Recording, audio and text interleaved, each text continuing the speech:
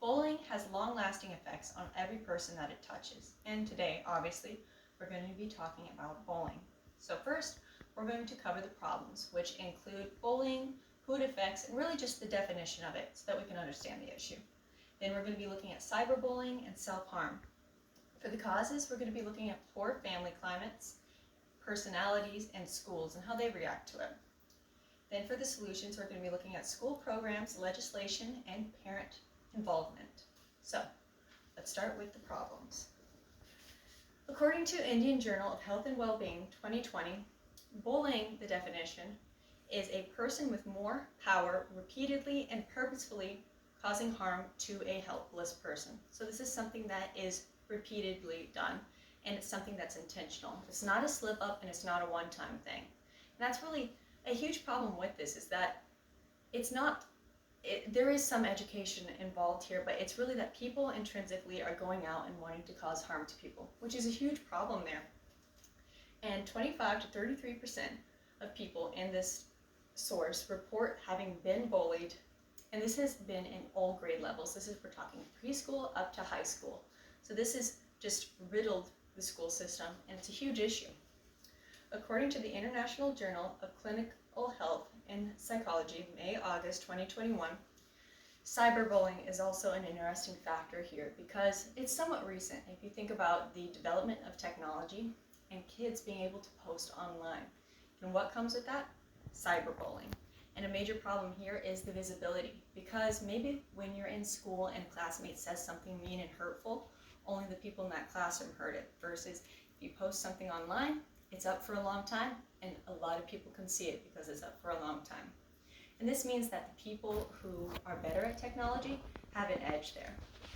And in this study here, 20% of people report having been cyberbullied, and 7% report having cyberbullied other people. So there's a huge problem there, the internet and how bullying takes place on a different platform that's not in person. And another problem comes from the BMC Public Health, March 31st, 2021.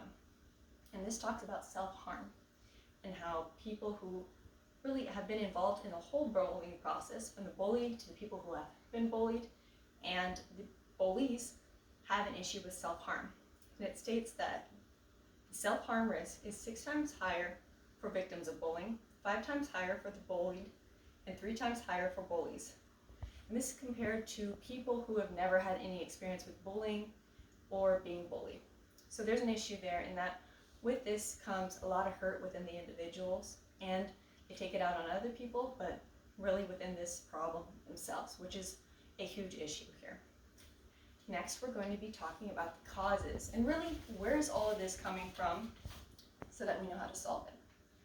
According to Psychothema 2021, bullying also stems from a reason that's outside of the classroom and outside of school, and this is a home environment. So really, we're talking about toxic home environments, to be specific. And according to this source, parents that use more corporal punishment experience children who are more permissive to the idea of bullying and actually enact it more. And so this really just relates to when you have a lot of toxicity within the home, the kids are going to look at that and they're going to replicate that in their own little microcosms of their life, which is a huge cause here because it's at home. And this is where kids are going to be spending a lot of their developmental time at home. And then they go to school, and that's where all this plays out, and it builds and it builds and it builds.